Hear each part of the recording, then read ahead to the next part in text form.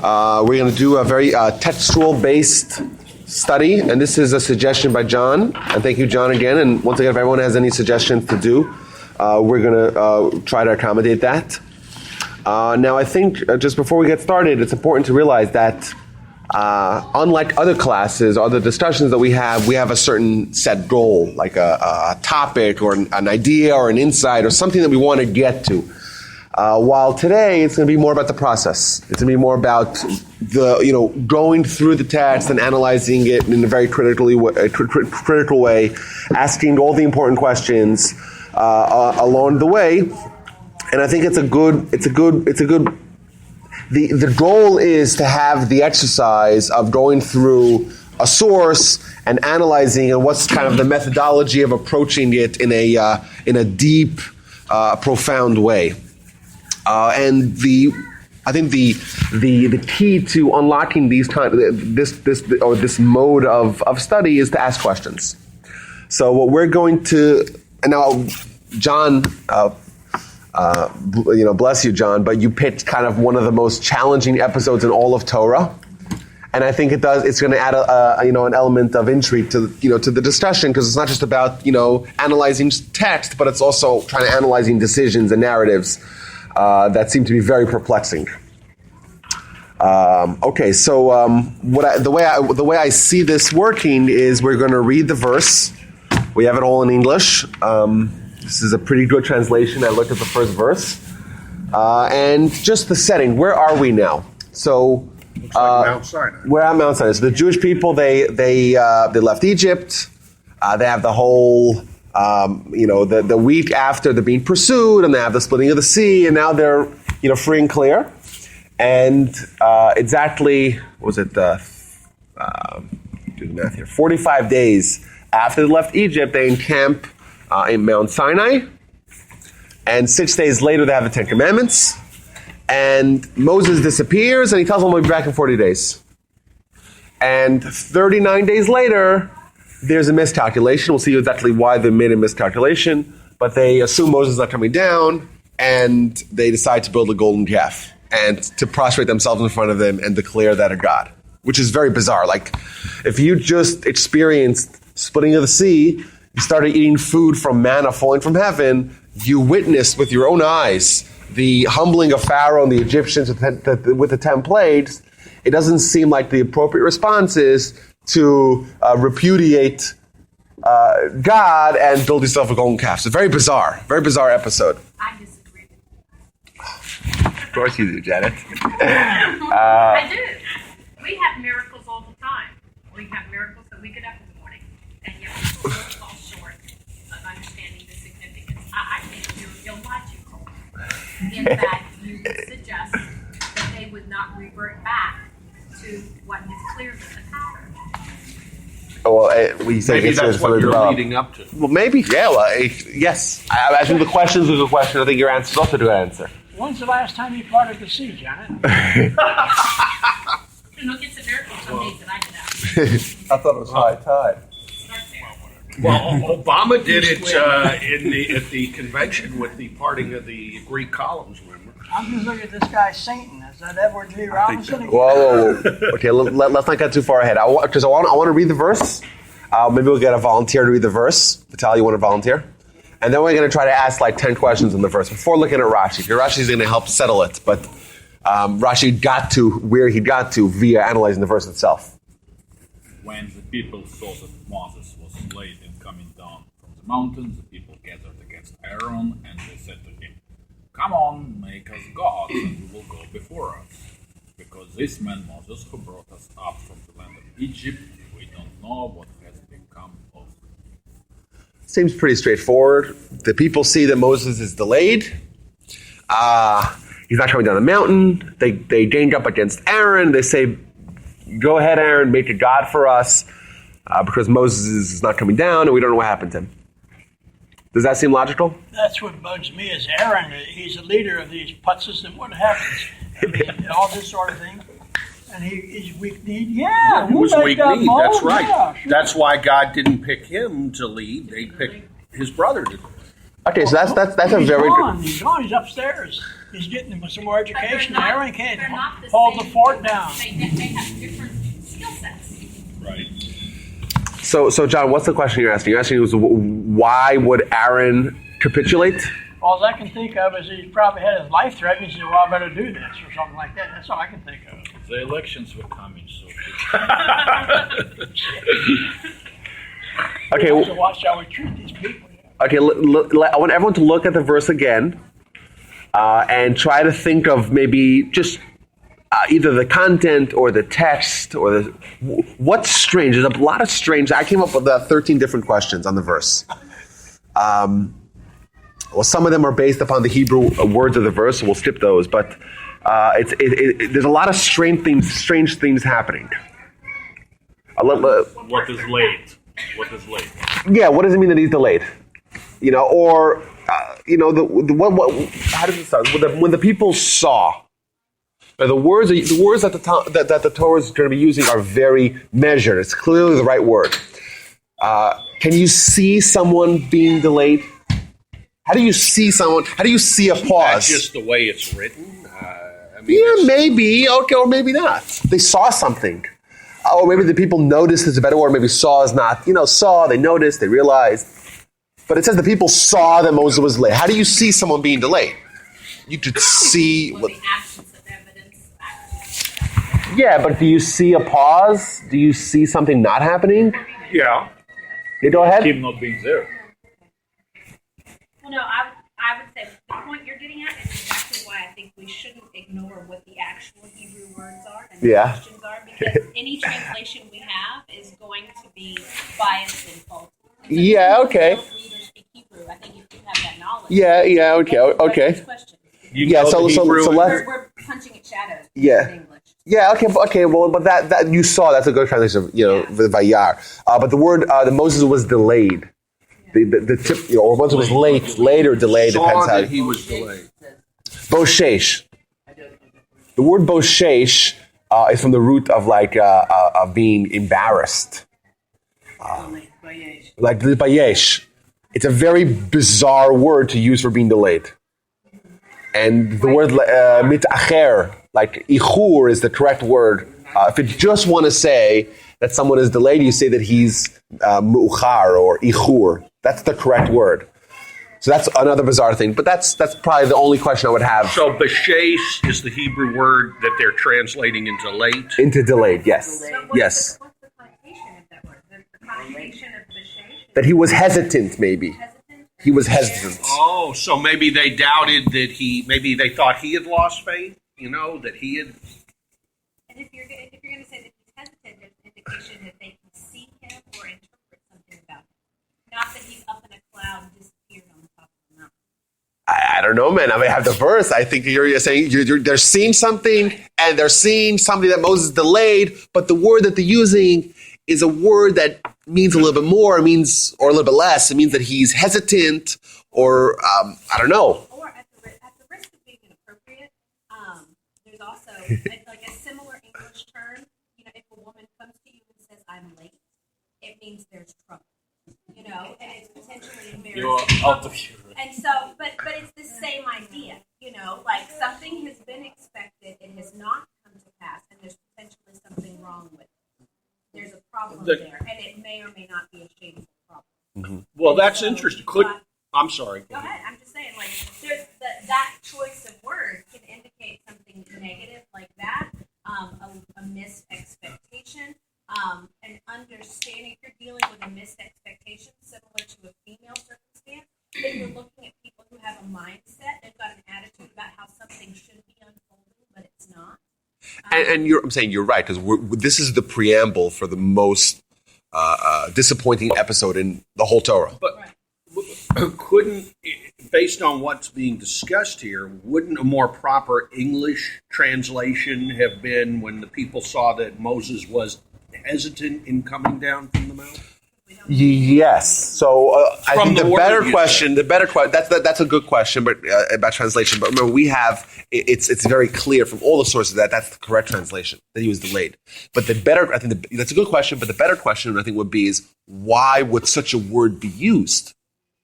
just say the more traditional word. And the fact that you're going out of character, so to speak, or off script by saying a word that's a little bit different than the exact translation that you want, you're obviously trying to indicate something else as well.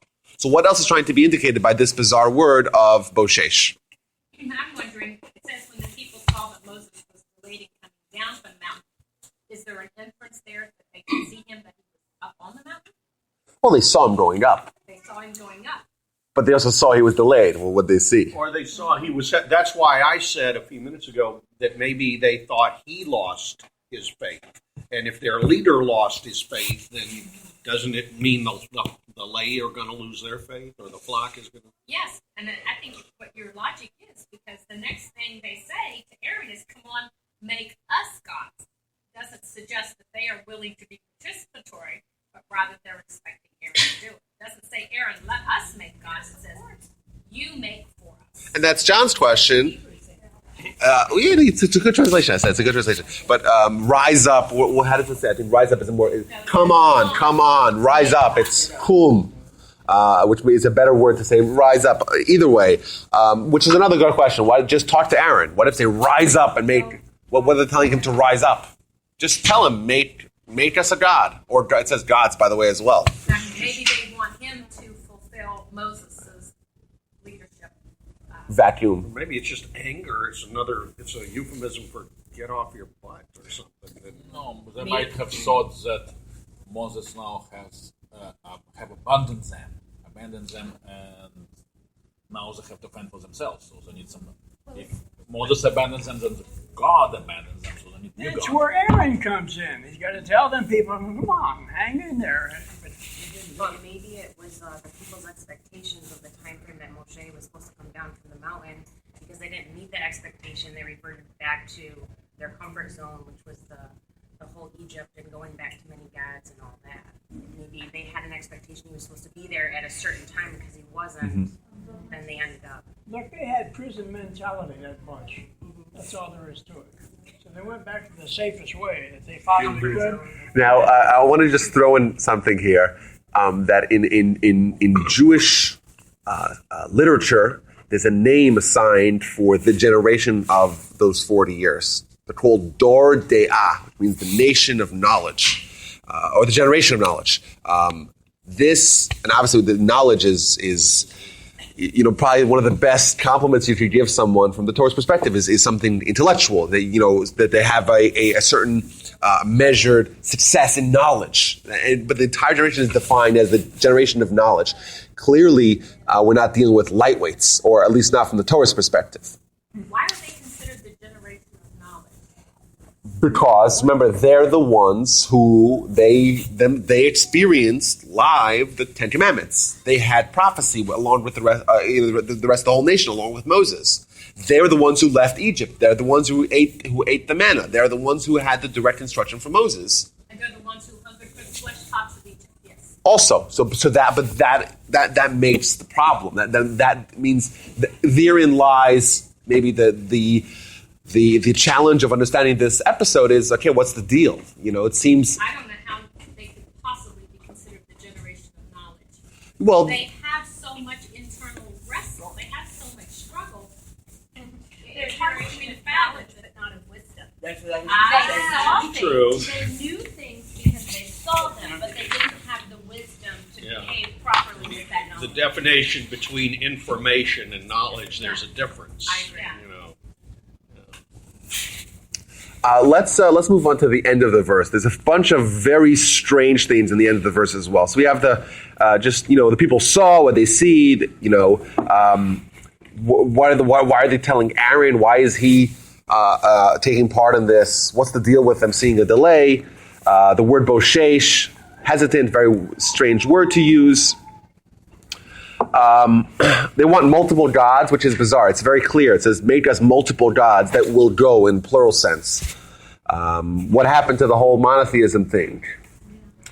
Additionally, what else do we see from the end of the verse here? Let's read it again. They tell Aaron, rise up, or come on, however we want to translate it. Make for us gods who will go before us. For this man Moses, who brought us up from the land of Egypt, we don't know what became of him. What they're saying is, it's Moses, he's a man. They don't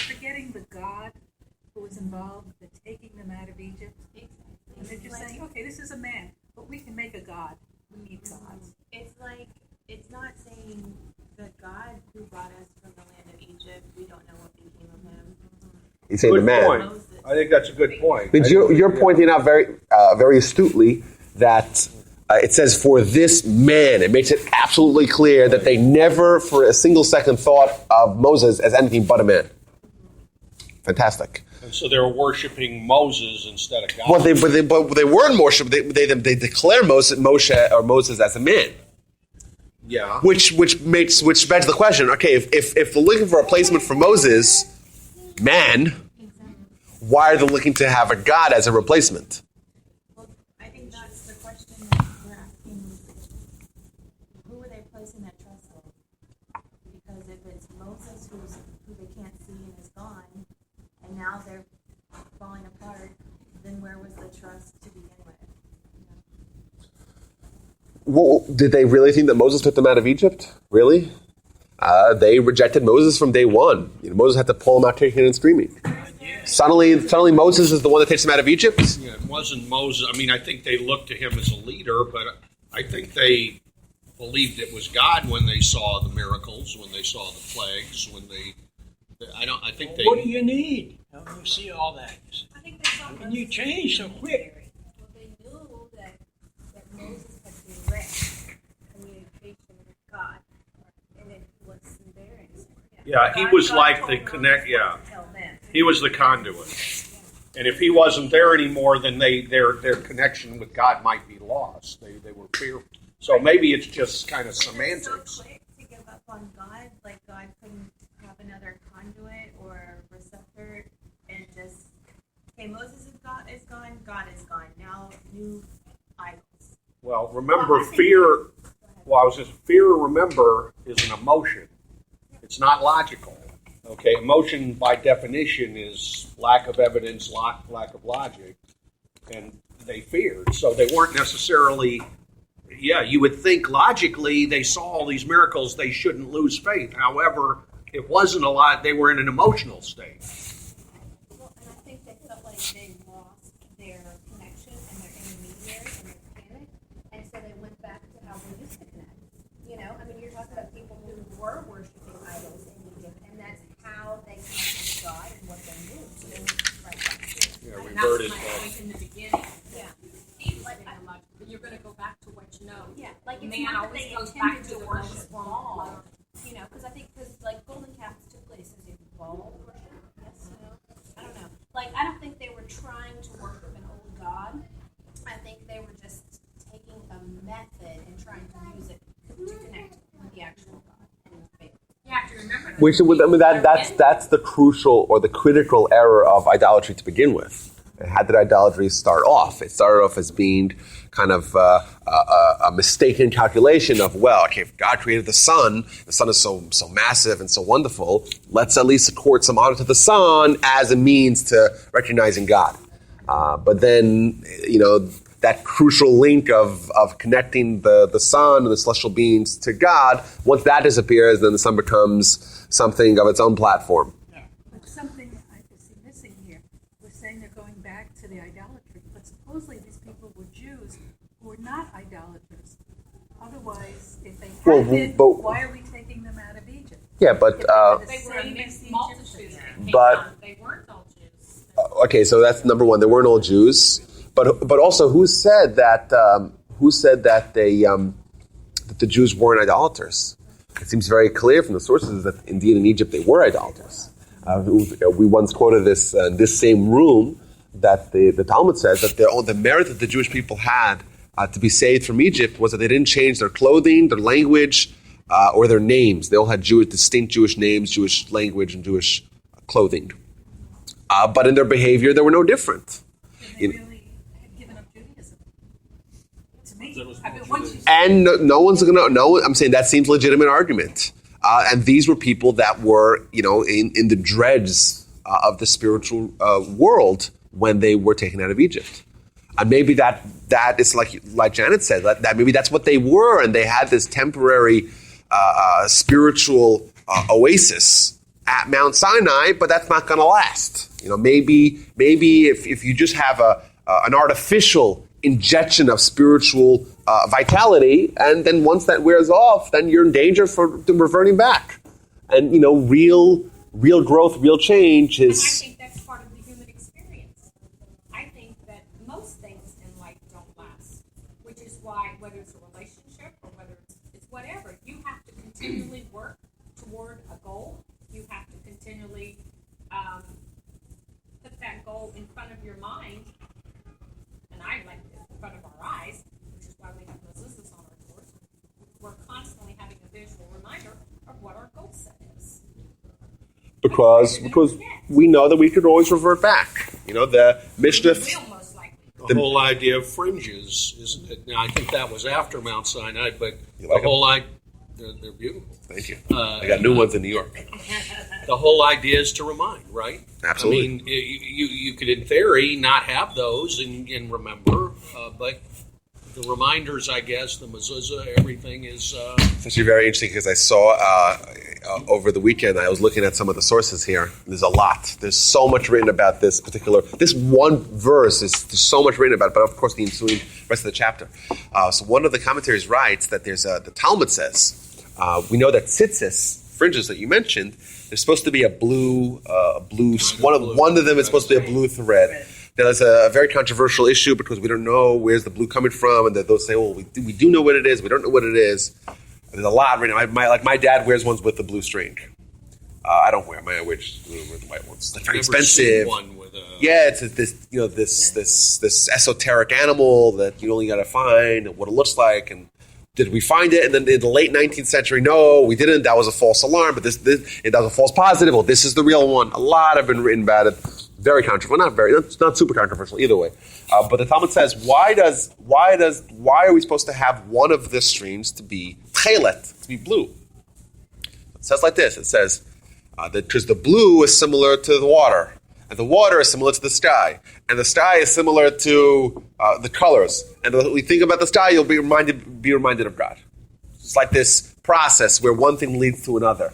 And you have a visual, like you said, and the visual will hopefully kick you down the line of bringing you something. Oh, this looks like the water. Oh, the water is a reflection of the sky. Oh, and we look thinking about the sky, they'll eventually bring you to think about God.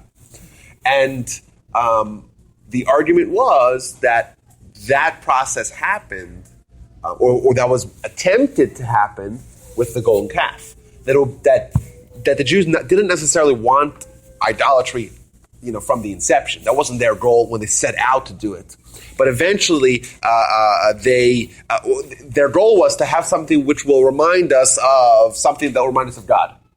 But whenever someone does that on their own, there's a danger of them not actually going to the final step and just losing that association of God, and then stopping one station too short, and then you have idolatry.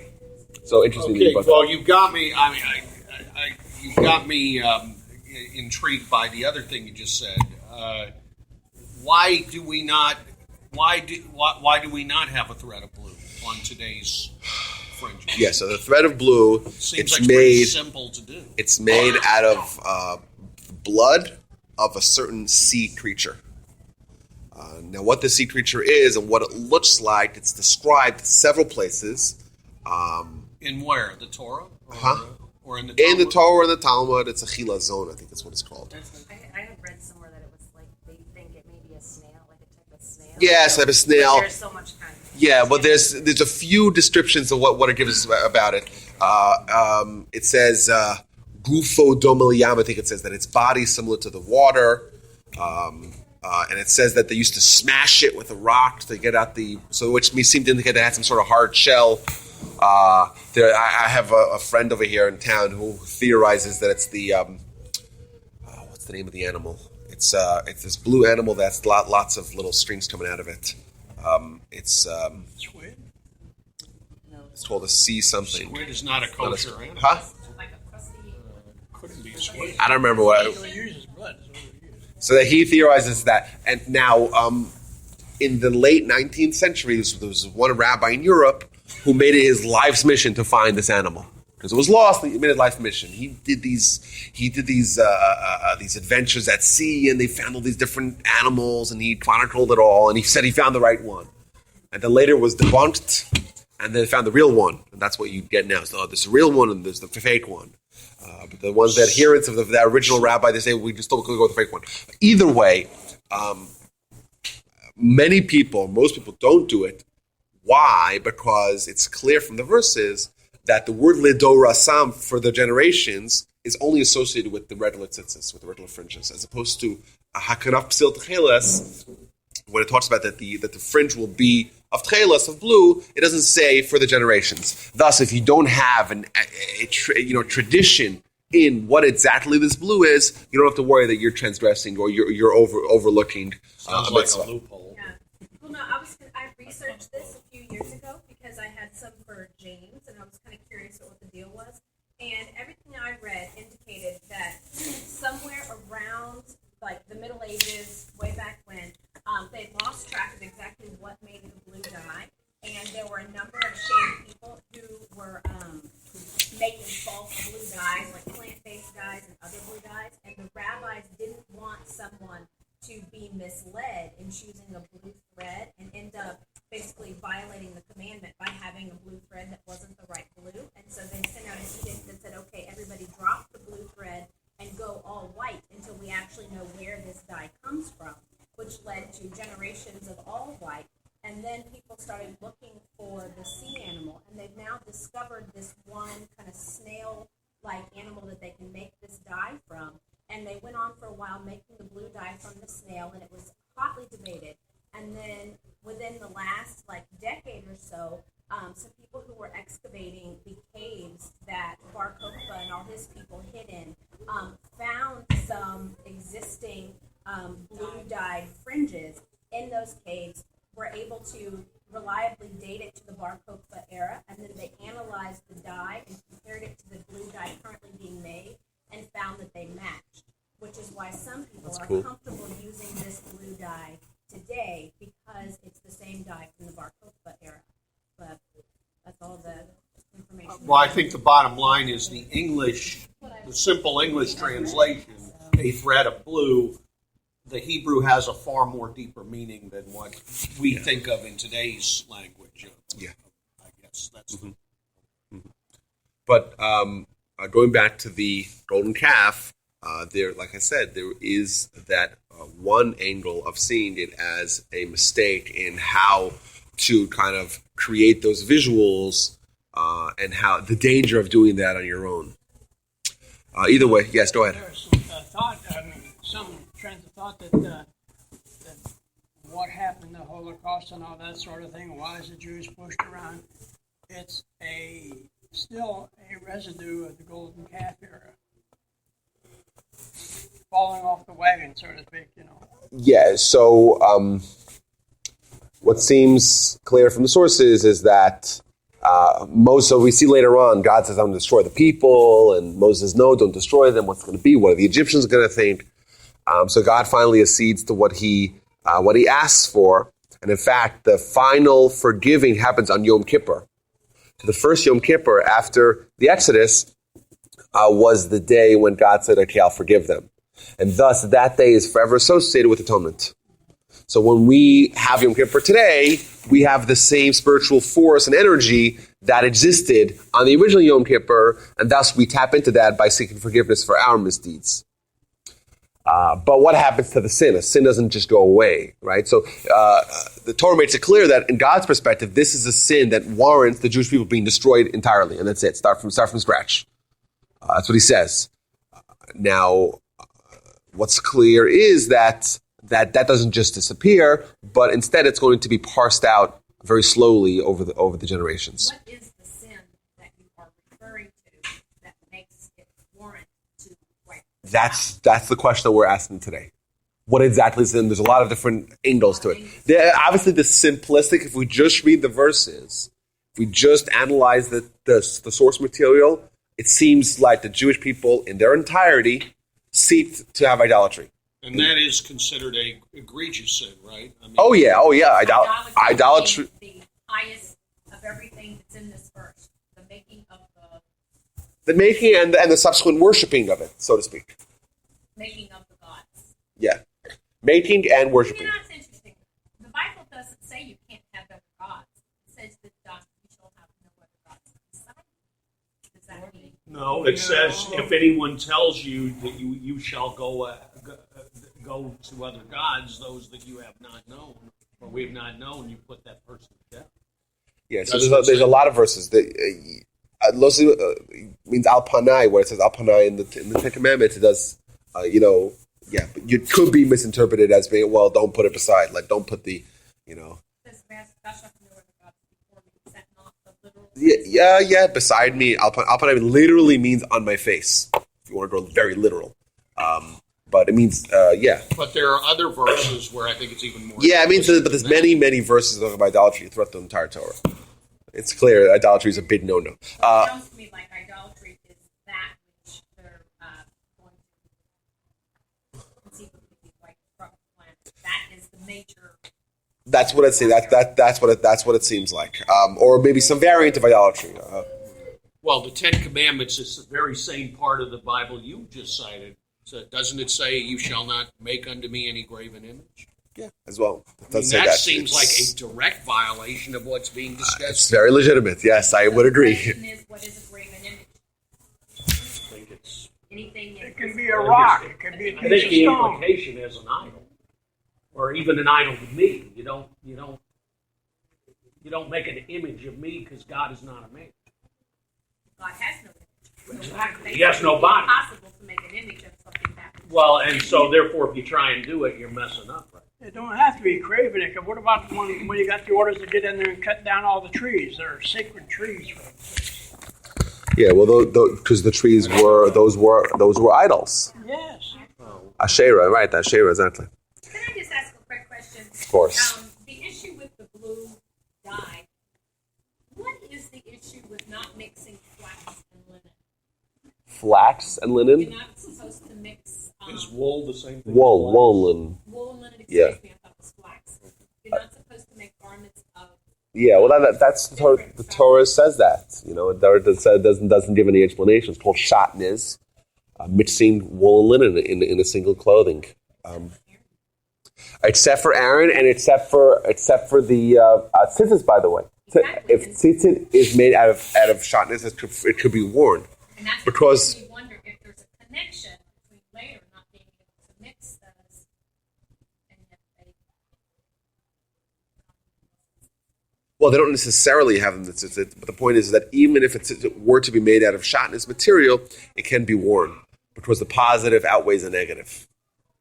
Or the argument that it's not that the shatnez itself is inherently bad, more that it's special and reserved for holiness. Like since Aaron is allowed to mix it, that it's something that has to do with holiness and sacredness, and not something that you can treat cheaply in your everyday life. Like this idea of something in every aspect of life, something is to be set aside and to have designated. around it. And it's in an area of clothing, being mindfulness about how you're dressing yourself and having some element of sacredness. Sacredness and purpose. Yeah. Yeah, that's interesting. The Torah makes it clear that it's a chok. Chok is as in a statute. A lot of the mitzvahs in the Torah make a lot of sense to us. We understand how society can only work if there's no murder or rape or whatever. There's laws against theft and whatnot. Some of them, it doesn't make any sense to us at all. Like we talk about the red heifer. I just saw a news article that in New Jersey, there's a farmer who has an entirely red heifer, a red cow. Not one black hair on it. Not one. That's allegedly. I haven't gotten too close to it. But in the article, he says some rabbi came and offered me $1 million, and I said no. I want this to be when the Messiah comes, and we'll have the red heifer. That's what the guy wrote. I don't know, man. That's the story. And by the way, the red heifer is always presented as being an atonement for the golden calf. But the red heifer, we don't have. The Torah never gave us a reason why. It doesn't make any sense. There's a lot of illogical elements to the mitzvah. On top of it being Is that symbolic? The red. I don't know much about the red heifer. That when we see the red heifer, that's foreshadows the Messiah coming. No, it's just that not necessarily. But if we are to go to the temple, we cannot be ritually impure, and the only way to remove the ritual impurity is via the red heifer. However, what I'll tell you is, this is a secret to me and you, that there's the halacha that's called tumah hutra b'tzibur, that if the entire nation is impure, then it wouldn't be a problem. It means a public engagement in the temple when the entire nation is impure may be okay. Oh, it's in the Talmud. It's very good. It's a whole tumah hutra b'tzibur. But either way. The red heifer is a mitzvah which we don't know the reason. Doesn't make any sense to us. Like, you take the red heifer, it's having red, okay, or orange. It's like a burnt orange. It's common for cows to be to be. Yeah, that's a common theme. Just like I said, it has to be entirely red. No white hairs, no black hairs, no nothing. And it has to be slaughtered, and it has to be burnt, and the ashes are mixed with other ingredients, and they're sprinkled upon people, and they have to be sprinkled by someone who is pure, and then he becomes not pure, and voila, that's the mitzvah. There's a whole lot of fences. But it doesn't make any sense to us. As shatnez as well falls into that category, in a mitzvah that we just take, we accept it on, just this is what God says, and okay, we're okay with that. We're okay with realizing the limitations of our own understanding. Back to the verse. So we have a verse. We have a lot of questions. Do we have a volunteer to start reading the Rashi? Rashi is going to try to unravel and untie. The Rashi is going to be at the bottom of the first page. Go ahead, Steve. That Moses was late. Hebrew Vashes, as the Targum Onkelos renders oter an expression for lateness. Likewise, in the verse, is his chariot late? Judges 5, chapter 5, verse 28. And they waited until was late.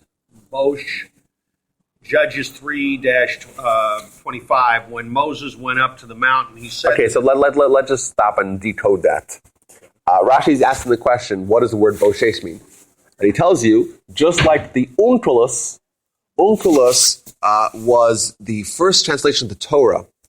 He was part of Roman royalty. He was the nephew of I think it was Nerva or something like that. One of the emperors in the late first century, and he converted to Judaism and he translated the entire Torah into Aramaic. And in every Torah scroll, in every Torah, most editions of Torah have on the side translation of Onkelos. So Rashi is saying, by the way, the word boshesh means, just like Onkelos said, delayed. Okay? And then he shows precedent for that. That Rashi, remember, Rashi's not working with computers.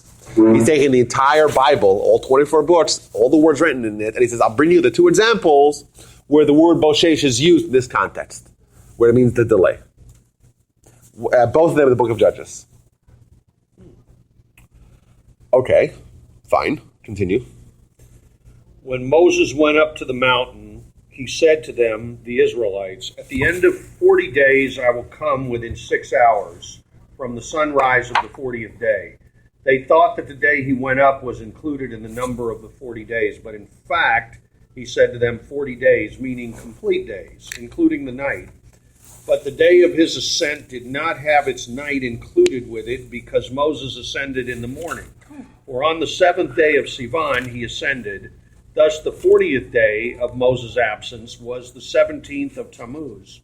On the 16th of Tammuz, Satan came and brought confusion into the world and showed a semblance of darkness, even pitch darkness, and confusion, as indicating that Moses had surely died and therefore confusion had come upon the world. He, Satan, said to them, Moses has died, for 6 additional hours have already passed and he has not come, etc. As is found in the Tractate Shabbat 89a, we cannot say that the Israelites' only error was that on a cloudy day they were confused between before noon and afternoon, You're gonna forgive me. My contacts are not working real well. I'm having trouble reading because Moses did not descend until the next day, as it is said, on the next day they arose early, offered up burnt offerings. Verse 6. Okay, so let's stop here. I think Rashi talked about confusion. I think we're all confused. Like a calendar error or something? So I think what he's saying is like this, just simple translation. I think what he's saying is like this. Moses tells them that I'm going to be gone for 40 days and I'll come back in the 6th hour. Who knows the Hebrew word for 6? And who knows the word for Hebrew for come? Ba. So say those words together. Ba shesh or bo shesh. And Rashi indicates this, but it's not clear. Rashi is telling us that the reason why the Torah used the word that the nation saw, Vayara Amki Boshesh, Moshe, the reason that Moses was delayed because 6 had come, and he promised us in the 6th hour, and he's not there. How cool is that? Is that cool? Okay. It's a giant miscommunication. Well, this is Rashi's understanding. Rashi's quoting from the Talmud. Right. Where does Rashi get this from? That's a very good question. But Rashi tells you, I got it from the Talmud. I didn't make this up. Okay, so the 6th hour comes, and then we meet this new character. What's that? The Satan. Very bizarre character. We don't believe in Satan. What? That's a Christian idea, right? That's a good question. What is it? It's clearly in Jewish sources. What does that mean? And what's he doing to them? And he's showing confusion. What's he actually showing? How is he trying to convince? He says Moses dies. Moses is dead. What does that mean? Like, why should we believe him? Like, why was it so? What was this confusion? And why is this fair? If I show confusion, isn't that leading us astray? Isn't the fact that this character that we call him the Satan or the Satan, whatever, he's coming and he's deliberately causing the Jews to sin. It means they wouldn't have sinned if not for him, it seems like. Notice the quietness of Aaron, the second in command. He don't say nothing. Another very good question. Let's see. Let's see maybe a little further. Let's finish the rest of the Rashis, and then maybe we'll try to answer some of the questions. It's fixing to come up in the next. Anyone wants to read the next 3 Rashis to the end of the verse? They will go before us. The word is in the plural form. They desired many deities for themselves. See, because this man Moses, Satan showed them something resembling Moses being carried in the air, high above in the sky. All right. So more detail about the confusion, what he showed them. Okay. Who brought us up from the land of Egypt and directed us the way we should go up from Egypt. Now we need gods who will go before us instead of Moses. Okay. So what do we see? So what's the process here? It's day 39. They think it's day 40. Okay, so one day off. Fine, we're going to go with that. It's the 6 hours. Everyone's sitting there with a clock, right? Okay, 6 hours. Moses is not here. Goodness, what happened? They see confusion, and this character called the Satan is showing them things. When he shows them the beard of Moses in the sky. And he tells them, Boshesh, 6 hours have come. Moses is dead, right? Causing that confusion. In fact, the Talmud says that he actually said 3 things to them.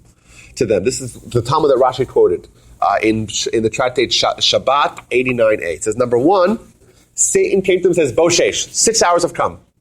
And people didn't listen to him, listening to you.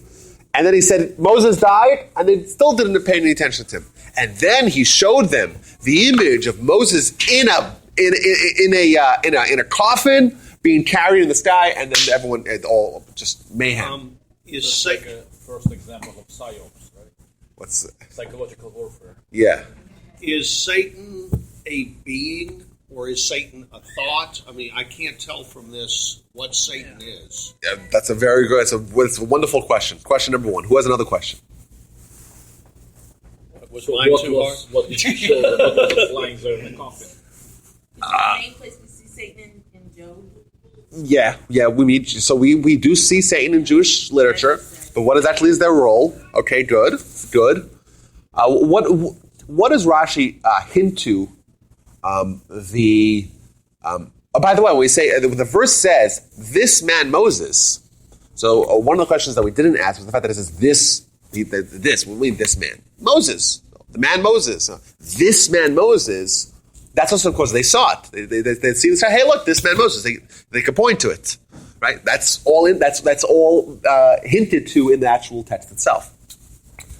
But what does Rashi tell us about the intention that they had with pursuing this calf process? They said, hey, Moses took us out. He was the guide. Now we want another guide, right? Look at the last Rashi again. Moses took us out of Egypt, and he was a guide for us. That's how it says. And directed us the way we should go up from Egypt. Now we need gods who will go. Basically, they're looking for a replacement for Moses. It seems clear. I don't know. That's a good question. Well, why God or why gods? Either way, but it seems clear that they, and like someone else pointed out, I remember who pointed it out, that it says this man Moses, number one. Number two, looking for a replacement for Moses. They actually, maybe at least at the beginning, weren't looking for another god. Maybe it evolved into that, but it started off, hey, Moses was the leader. Moses guided us. We don't have it anymore. There's a vacuum. Give us something else instead. Give us some sort of authority that could give us direction. Well, the question I have is just how is it that Satan speaks to them? Because this says that Satan doesn't just come and provide confusion. Satan clearly is speaking to everyone there because he says to them, Moses has died for additional 6 hours has passed and he's not come. How is it he speaks to the masses? That's similar to my question, isn't it? Is Satan What's the nature? or a being? Well, yeah, I mean... He had to be an entity. I mean, let's face it. Who's going to talk to the air?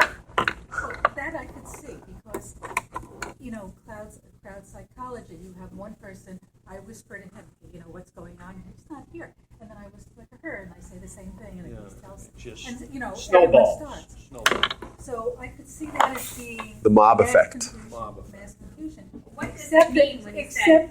Except that it says about Satan bringing darkness and whatever, which is not Maybe that propels. a human being can do. Or maybe it's an amalgamation of both of those things. It's like, there's some sort of internal just uncertainty, and then they have the Satan leading them along, and that just spirals out of control. Seems like it didn't start off as just rebellion and mutiny. Let's just all do that. It was they were egged on by the Satan, and then maybe it took a life of its own as it built the following. It sounds to me like Satan came and he doesn't speak to one person. He speaks To the nation. so clearly he's speaking to a mass audience. But it Yeah. doesn't have to be we get it put together and talk about it. It's this little whispering campaign where you know what everybody's saying the same thing. I hear that, but that's not what it says. I think it can be interpreted that way. Fight it out, ladies. I don't know. Okay, so let's give some a backdrop here for this discussion.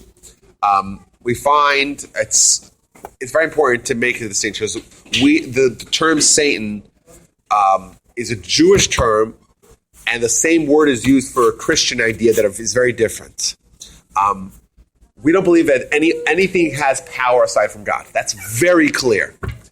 However, God creates realities that are maybe negative because they're deliberately designed to make us challenges. So, if Satan is an impediment to human greatness, that's by God's design and limited to God's will. As opposed to the Christian idea of being like the good God and the bad God, or the two separate powers that they each have their own domain and dominion. That's not a Jewish idea at all.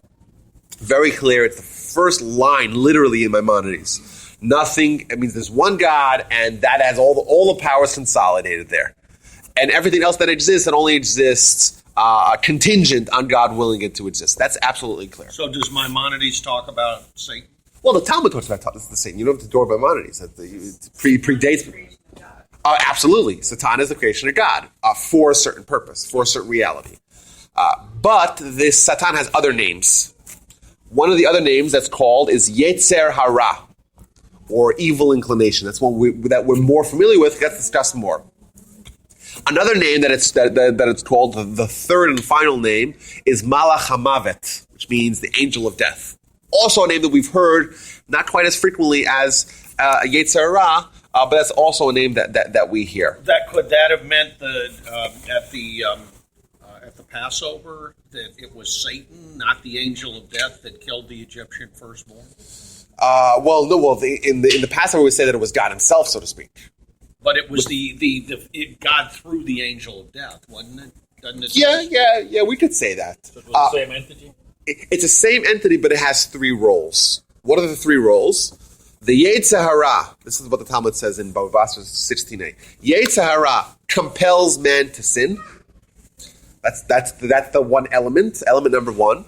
Once man sins, the Satan prosecutes. That's the prosecuting attorney, so to speak.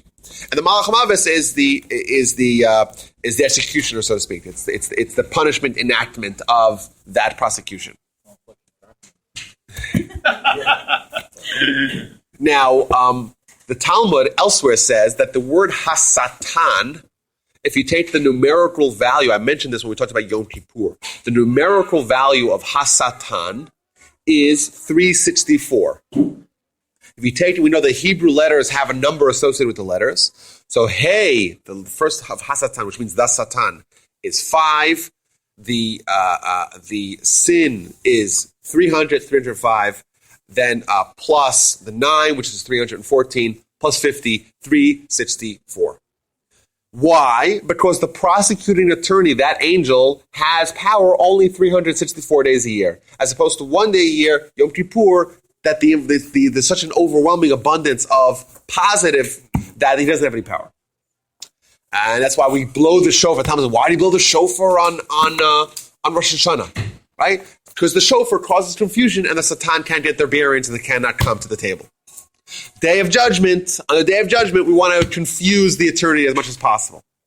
So we have the shofar. By the way, Mount Sinai, this is shofar. Why? Because we don't want the Satan there as well. And lastly will be the angel of death, the Malach HaMavet, who's going to actually enact, mete out the punishment that's deserved to the misdeed. Fine? We're good? Yeah? Did I lose the crowd? There's a cute baby here. Never could possibly compete. No, it's okay. Keep her. Okay. So it means God has sent Satan to Yeah. confuse people deliberately. That's the question. The question is very clearly, Yetzer Hara is the term associated for causing us to sin. Satan is not associated with that at all. The Satan has absolutely no right or there's no reason why we're to cause this kind of confusion. Additionally, this is when we are compelled to sin, it's never in this fashion. It's never that we see something visually, externally, that's going to contribute that's going to compel us to sin. It's never like that. It's always internal. Can I probe you on that for a moment? Because always. I remember we all know the story of Adam and Eve, and we know about the snake. That's the visual thing. Yes. Now, and when I was growing up here in Southwest Houston in the Bible Belt, our secular teachers told us that was the devil when we talked about it. That wasn't a snake. That was the devil. Okay. Or let's call it that the Satan, whatever. All right, that Satan. Force of evil, whatever that may be. Okay, but that's the nemesis of humans. I'm trying to connect that, or ask you, is there a connection between that and what you're talking about here? You hit the nail on the head so hard. Okay, it's an amazing. It seems very clear that the modality for this kind of a test has been experienced before. Right? Usually, when we have a test, it's internal. Here, it's external. It's visual. And the only time maybe perhaps you can think of that is Adam, before his sin, the force that tried to compel him was not internal, it was represented by the serpent. Right? Otherwise, we don't find it. Very interesting. So are you saying that, in as much as the Satan does, we have two references to it? Well, we have references to it as a prosecutor, but not as an instigator to sin. We have a third. We have a third one. Let's hold off on the third one. What we find elsewhere in the Talmud, to just bring this full circle, it says as follows. Now remember, every time I say something that the Christian or Christian theology or philosophy that we're maybe perhaps a little bit more familiar with says something similar, they came way afterwards. So if they take Jewish philosophy and tweak it to their form of understanding, to their agenda, whatever, it doesn't make it Christian. It makes it Jewish, but the Christians took it. This is the Talmud. We're talking way before Christian ideology is fully formed, or even it's not fully formed yet, but whatever. It says as follows: when Adam and Eve consumed or did that sin, poison entered the body. There's a certain poison.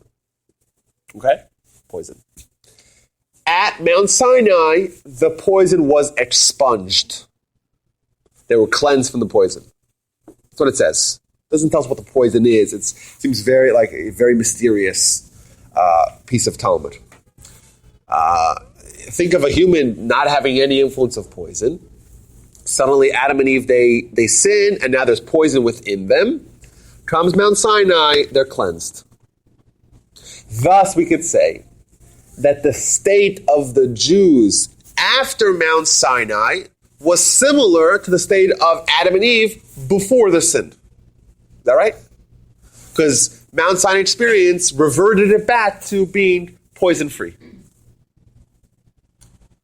It sounds a little like what a Christian explanation was to me when I asked them, are all the people before Jesus condemned to hell, like Moses, Abraham? And they said, no, they're saved because sin came into the world through Adam and Eve, and when Jesus came, he atoned for not only the future generations, but the past generations.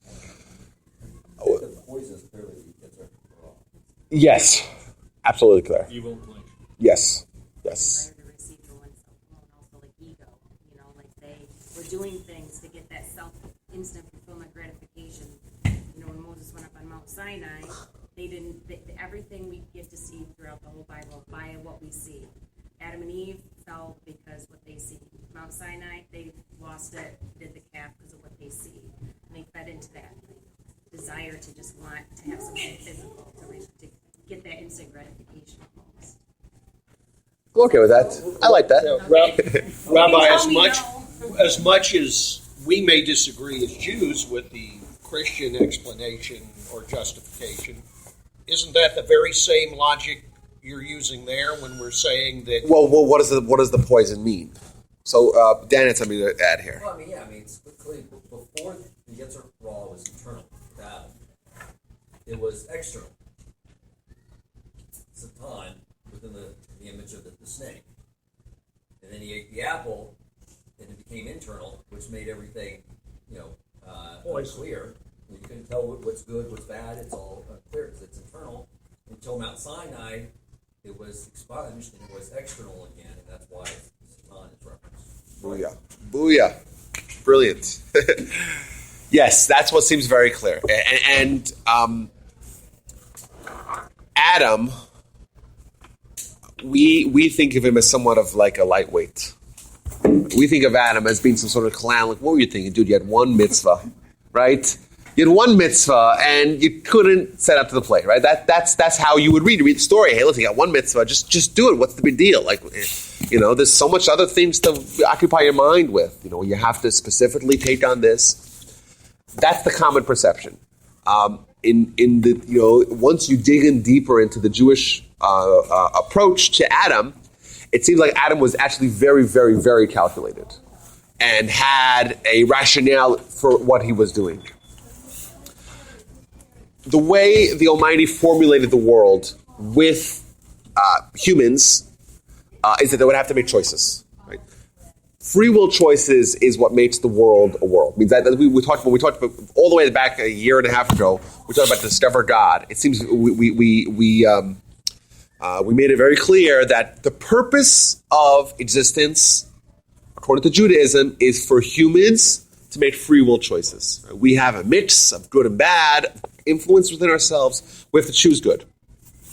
Adam, as being the first and only human, or Adam and Eve, they also had a mission that involved free will. Their free will was at a much lower level, right? Their successes and their failures were, or if the successes were smaller and the failures were greater. Why? Because the challenge of having an external influence to do evil are much lesser than having an internal influence. It means when we feel a conflict of what should we do, right? Good versus evil, right? To us, it seems like both influences come from within.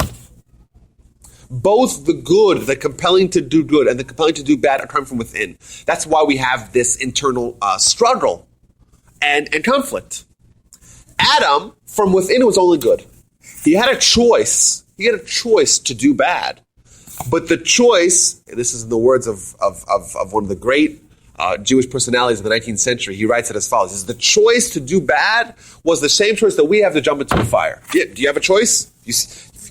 You know, if you see a raging fire, you have a choice to jump in? Yes, you do. But it's nonsensical, right? That was the same thing for Adam. Clearly, Adam could have very easily preferred to not do that. However, Adam wanted for humanity to have a much greater challenge. Adam upped the ante for humanity. He says, okay, I don't want to suffice with low levels of free will. I want to have the higher level of free will. Right? Thus, Adam sinned. Poison entered their body. What's this poison? The internal force to do evil we call the Yetzer Ra. Right? Yetzer means an inclination, an internal inclination to do bad. And now, post that, what do we have? We have humans that are internally conflicted. Now, the other element to this whole equation is Torah. Torah is the antidote to the evil inclination. Adam didn't have Torah. If we didn't have Torah, we would have zero chance in succeeding against this much more formidable foe. Adam didn't need Torah because his foe was much lesser than ours. Thus, Adam chose to have the higher degree of difficulty together with the higher tool of Torah to counteract that new heightened challenge of an internal conflict. But he had God. Well, yeah, it means he's a much higher. Of course, everything. His perception means we look at Adam as being the culmination of all of humans, the totality of all of humanity. Talmud says that he was from the floor to the ceiling, and he was able to see from one of the world to the other one. Whatever that means is not clear. But clearly, he was titanic in either physical ways, but also in conceptual understanding. Of course. So that's how we view Adam. Thus, Adam is not just some clown who couldn't just do something that any one of us could have mastered. Rather, Adam was someone who made a decision that changed the reality of the trajectory of the world. That's a lot of power to put on one person. Right. One person, but we said Adam is the culmination of all humanity. Yeah, but because of his ambition, he enforced all that us as well. But who are us? You know, if we learn Kabbalah is very into this whole idea of Adam. Adam is huge in Kabbalah. And they talk about how if we look at Adam as one individual, all of us are little micro parts of that one individual. You know, and like the greatest level is to be part of Adam's beard. Like those are the highest humans, the beard of Adam or the head of Adam versus like, I don't know, the ankles or the fibulas or whatever. I know, but that's, yes. So, okay, well, that's an idea. That's present.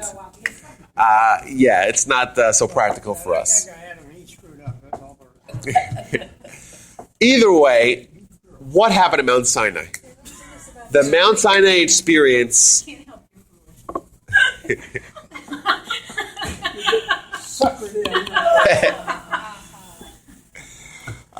said that. I distance myself with this. I'm already in trouble. Yeah, you were saying. Go ahead. I must be completely stupid. Like, everything we've been talking about for the last 40 minutes makes no sense to me at all. At all. I'm like, okay, first of all, something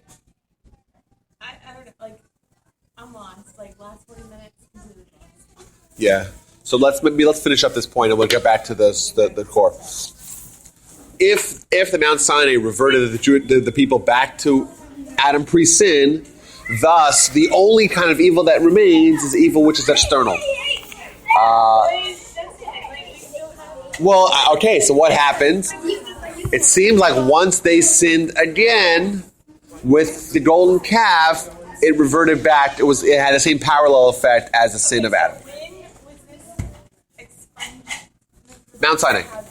At Mount Sinai experience. 10 Commandments. No, the entire people. Well, then why would they even have this idea if they were then expunged from an internal source? It seems like now the external evil in the form of the Satan is going to try to string them along. In a coffin in the sky. Yes. That's what we're supposed to believe. Because we're not. I mean, That's the Talmud makes very clear. I know you're going to totally disagree with me on That's okay. That's okay. It's because we're not talking about facts. We're talking about a guy on a vineyard in a school in the Middle Ages in France who had an idea about how this should be interpreted. I know. He's wonderful. But no, remember, this is not Rashi. He's not quoting this. Rashi's quoting the Talmud. Whatever this, but he was not there. He was not in the crowd. He did not see a body. They weren't there. Like this, I'm sorry. You want me to believe? I'm not asking. But I mean, welcome. Why not everybody's Orthodox? I mean, No. That's. Okay, we will accept this as fact. But I think it's equally valid to say, okay, you're not an eyewitness. See, she said the guy's a drunk. No. He had a vineyard, and he started a school. I mean, he's a smart guy, very well respected, has wonderful things to say. But at the same time, we're not dealing with eyewitness. But nobody is eyewitnessing. None of us were here. No. But none of us were here when George Washington was here. But I think we all accepted he But was. even though they weren't contemporary records, even if it wasn't an eyewitness effect, the beautiful thing is this guy makes a key point that even though he wasn't there, the people still fell for things they see. That's the point. We fall into the same trap. We see something, and instead of looking deeper inside of us, we fall for it. Like I said, Adam and Eve, they seen the apple, Mount Sinai, they seen Moses wasn't there. Yeah. We rely too much on the things we see in the physical realm. Then we fall into that trap of now And I we're think lost. what I'm saying is these are all interesting things to think about, but not something that we have to walk away and say this was absolute fact and this is how we the are. ability of just normal people. People on their own are going to make mistakes and have problems and make the wrong decision. I can make a mistake and have a problem and fall short. I don't have to see something so fantastical as like a coffin in the sky. That is. You don't need a fantastic excuse for the fact that there's failed human nature. That's just human nature, though. Okay. Let me just clarify. Rashi is quoting the Talmud. He's not making it up, and it's there in the Talmud, and it's been there for 2,000 years. So even if we want to question that, it's clear this idea has been in the Jewish people for thousands of years. Right, but I think so whether or not it happened or not, I think that's irrelevant. I think there's legitimacy into trying to understand what's being conveyed, regardless. right. But it's all like all your explanation of these three entities of three different personalities of one entity, however you want to say it, and that this word or this incarnation of it, the Satan, is not the instigator. However, now it is it's just too, I don't know. Like I said, I'm probably just not smart enough to understand this because it does not make sense to me. Well, I have one question. Yes. Snake in the Garden of Eden, male or female? Good, great. You just wouldn't give up. Does it matter? Deeper and deeper. Does it matter?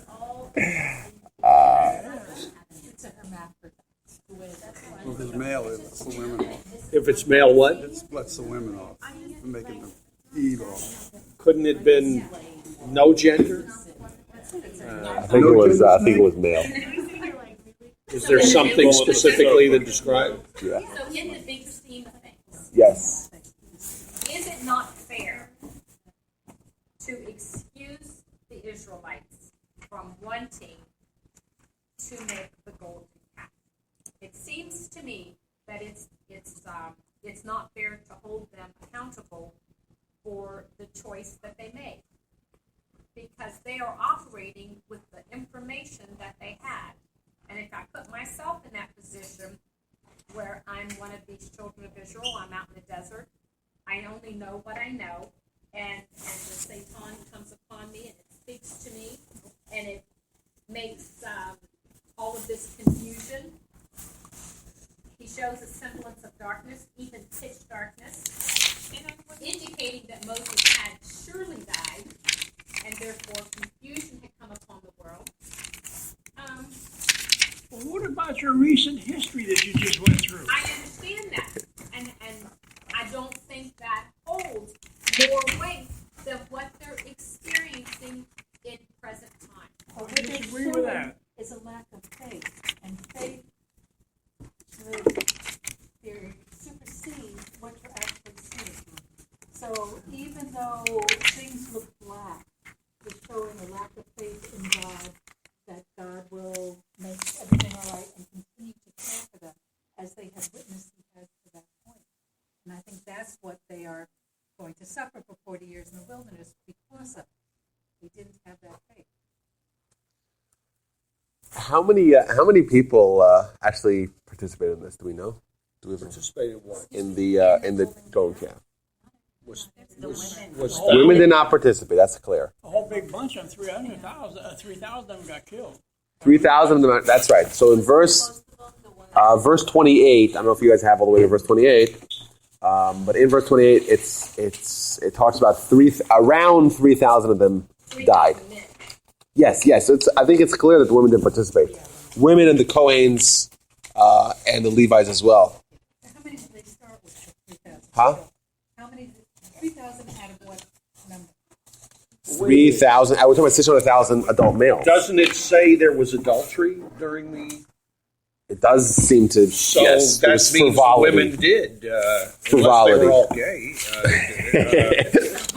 Well, and rape is not foreign to the Torah.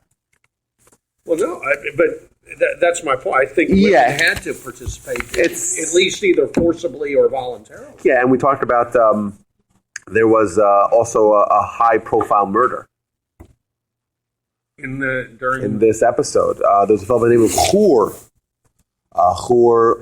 and he seems like he stood up against the mob, and they slaughtered him. And that's what said. And we asked him, "Hey, Aaron, what was Aaron's rationale in going along with this? Like, what was he thinking?" You don't want to get killed. So, and yes, it was his nephew or cousin, whatever. So he didn't want to die the same similar death. Or another reason why perhaps Aaron did that was he wanted to.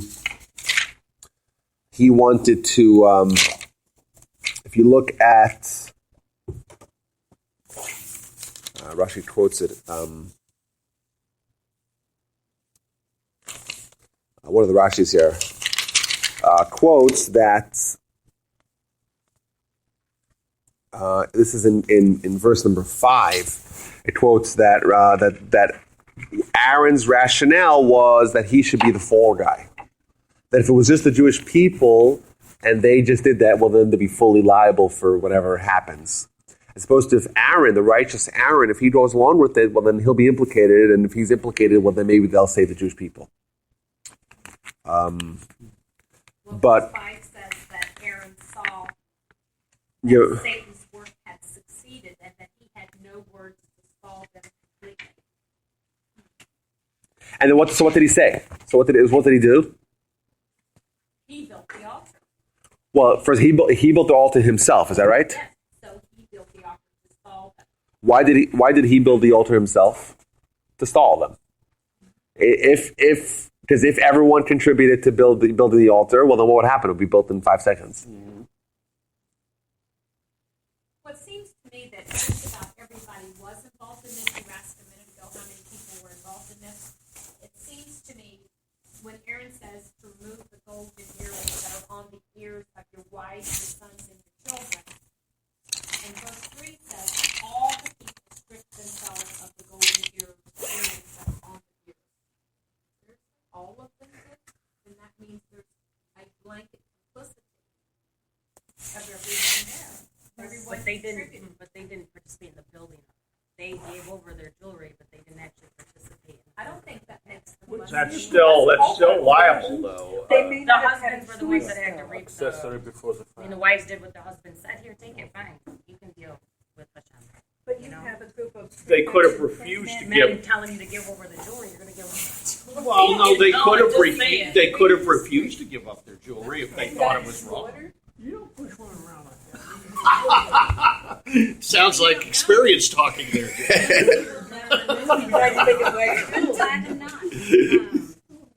No, but I mean, you'll never know. That's one of those areas you will never know. And any sort of attempt, like all of this stuff about Aaron's motivation and actually what he did and how the individual woman on the ground taking her earrings out felt and what she was doing, we will never have an answer to that, and we're just guessing. There are probably thousands of different Well, ways. Andrea, that's true of anything. Yeah. You know, that we weren't around to actually see, and I guess even if we were, there are people who see the same thing and have different interpretations. Right. So it's not like any of us can walk out and say this is exactly what happened. And you know what? And we were just looking at Rashi. I have on my page like 17 different commentaries, and Rashi's not the only one. But what makes it what is abundantly clear from all the commentaries is that the simplistic, superficial reading is a little bit short-sighted, because, like you said, there's nuances in the words, and there's just more backstory, and we have to know what was happening at that time to get a complete picture. But like we said, when I started off saying here, I don't think getting to a certain end or goal is the goal. It's just having the dialogue, having the discussion, and seeing where it brings. So what do you think the story of the golden calf here? What is this trying, in essence? Bring it home. What is I think there's for sure a few takeaways. I think that maybe the number one would perhaps be the fallibility of superficial or non-earned, just gifted spiritual greatness. The Jewish people, what were they? They were, like we said, they were pagans, like the Egyptians. And they come and they Mount Sinai, and then what happens? They're suddenly the prophets for a day.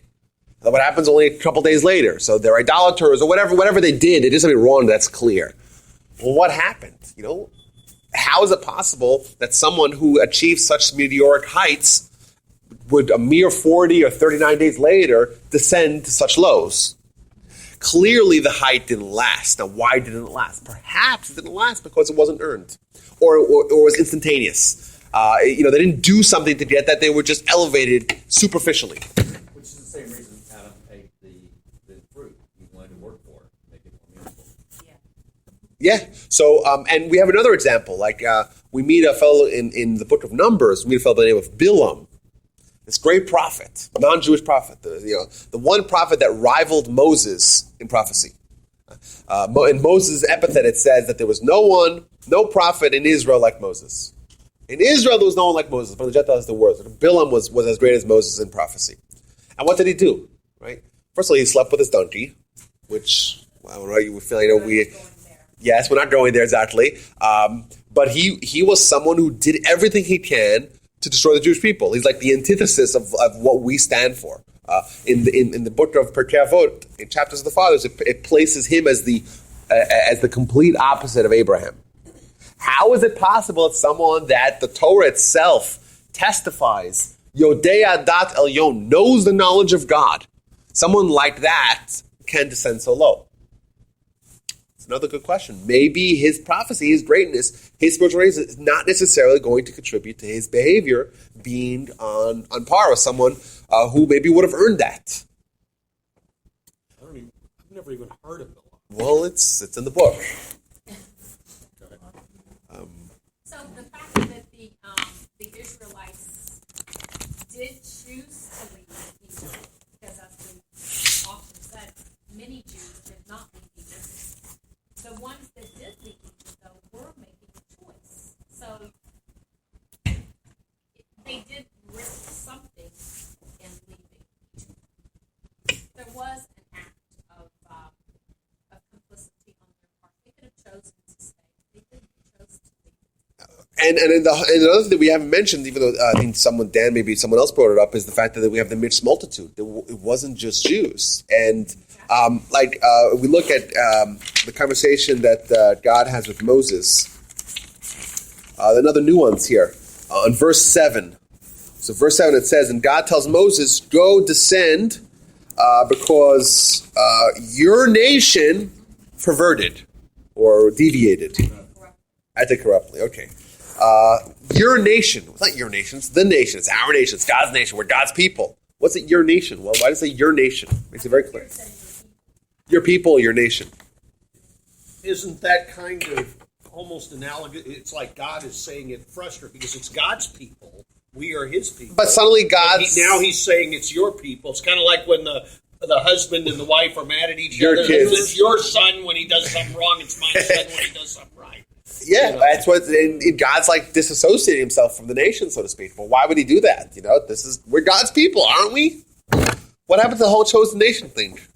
Why is it suddenly Moses' people? So what does Moses tell? So look at Rashi here. The third Rashi on that verse. And he points out, it doesn't say that the nation corrupted or the people corrupted. It says, rather, it says your nation, your people. Why? Because Moses was the one who said, let's bring up all the mixed multitude, all the Egyptians, all the non-Jews that want to join, let them join. It'd be great. God says, I don't know, man. You're bringing up all these people. They weren't vetted. Who knows?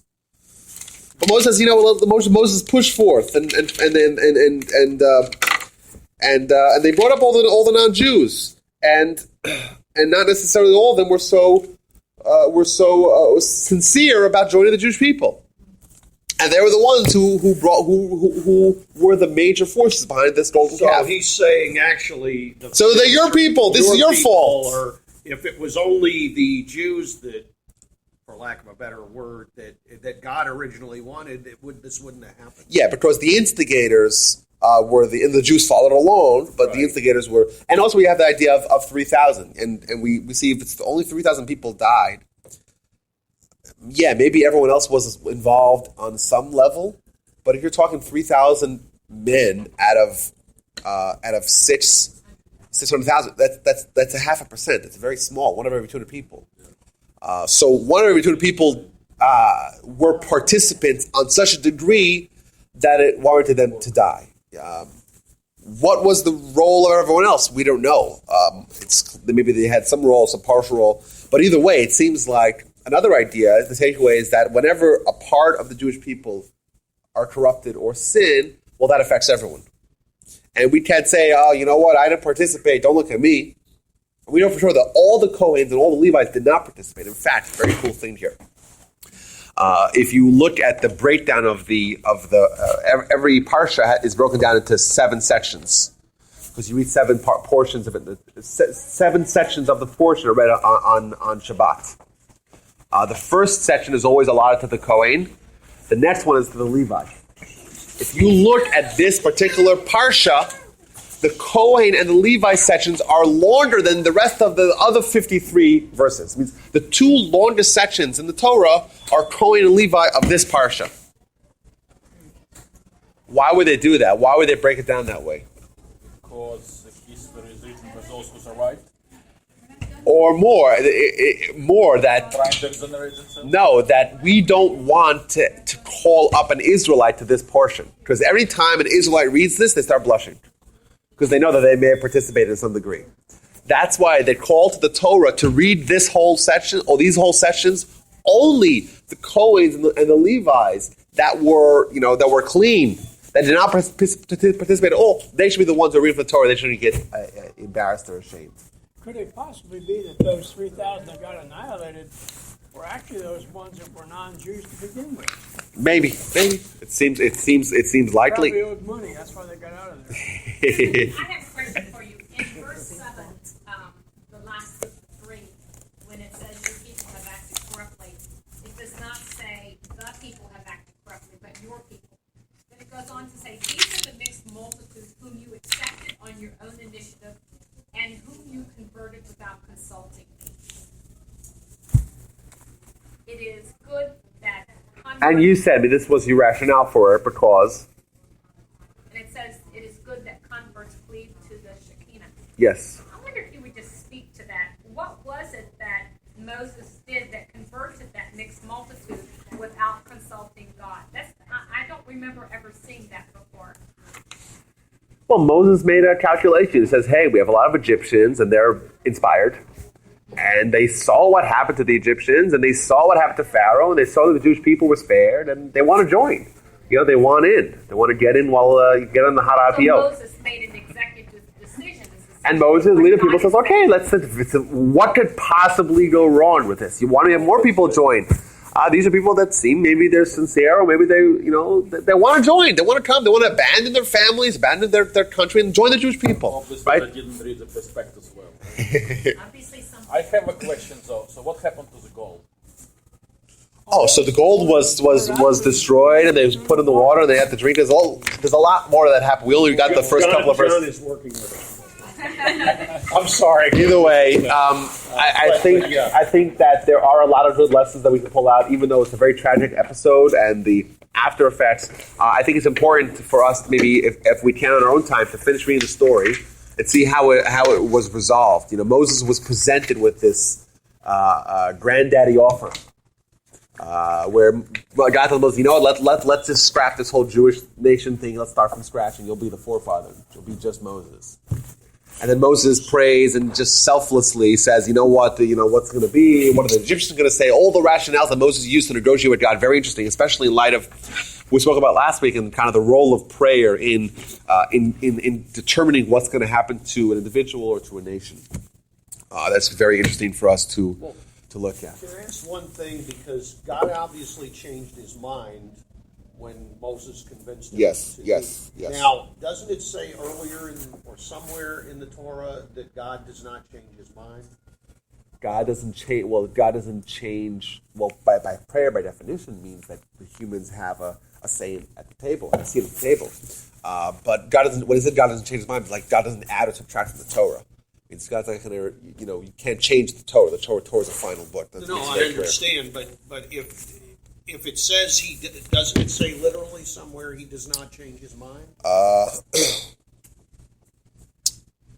Change his mind. That's my point. Yeah, but prayer has not violate his own law there. He can change his law. That's a good question. How exactly does it work? The mechanics of prayer, does that change God's mind, or maybe that? And if you look at, there's a Rashi here because he says that prayer is a way. Maybe God's mind is made up a pending prayer. Look at how I say that. Look at verse number 10. God says, let me be and let me destroy the people. So Rashi points out, look at Rashi again. Rashi points out that Moses didn't actually start praying yet. So God's saying, hey, stop praying before Moses even starts praying. Right? Yeah. Moses hasn't said a word yet.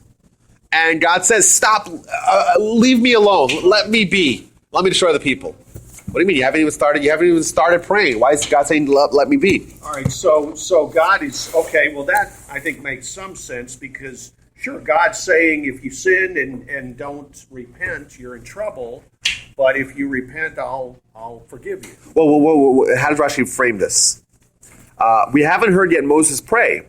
Yet God says, let me be. Right. So he says here, God's telling him, opening up the door and telling him that the matter is contingent upon him. That if he prays, God won't destroy them. So even though God says, I want to destroy the people, but God's also saying, well, there's one way out. There's one loophole, there's one solution, that's prayer. So even if, when we say God makes up his mind, God had made up his mind to destroy the people. However, anytime God takes that kind of stance, well, there's still prayer that can change that. So see it as God being merciful, loving, and not as changing his mind. Yeah, I mean, or even when his mind was committed, it was committed, but there's always the option of prayer, and that was part of the commitment. That's changing his mind. My point is that you're saying God changed his mind. Well, no, even when God made up his mind, the mind was made up pending the prayer that... Okay, so if they wouldn't have prayed, then he would have gone... Moses had not prayed. That seems very clear. That's what God intended. People do this all the time within our interpersonal relationships. Well, someone did this, they, offended me, this is wrong, I'm going to act this way. unless they come and apologize or make it right. If they need this, do this and this, then I'm going to feel this way about it. Justice and mercy. It's not. Like the default is going to be towards justice unless you sufficiently appeal to mercy And forgiveness. And that's that, guys. It was a lot of fun and interesting, different. Thanks to John for suggesting that. And in this, They won't beat me up when I go out the door. we have some more text-based discussions coming. I hope everyone enjoyed it. It was very different than usually, but much more interactive, and everyone gets to give a perspective, and that's, I think, very valuable. And you get to kind of see what the sources actually say and debate it, and that's wonderful. We're our own Talmudic panel here. Right? This is great. Curious, you said your father getting into this blue thread. I don't want to open that up again, but you just made a comment. Your father wears a blue thread. Yeah. What's it made out of? It's made out of this what they assume is the animal, is the right animal. So you can't just get a blue thread, and you have to get it from this. Oh yeah. It's like $100 for just the thread. It's very expensive, very hard to find, and But wouldn't those snails or whatever they are, would they go extinct? Escargot. Yeah, but have like... They have to find them at the bottom of like the ocean in certain places in certain seasons. Eventually they will be gone, right? Done an episode about Explanatory. yeah, they have pictures of it. Nice.